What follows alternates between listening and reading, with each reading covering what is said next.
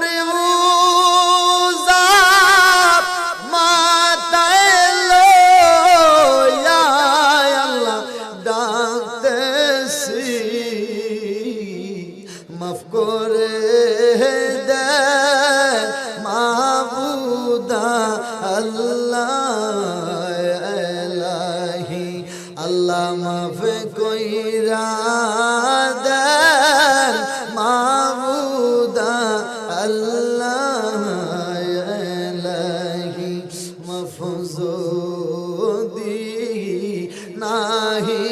কর বান্দার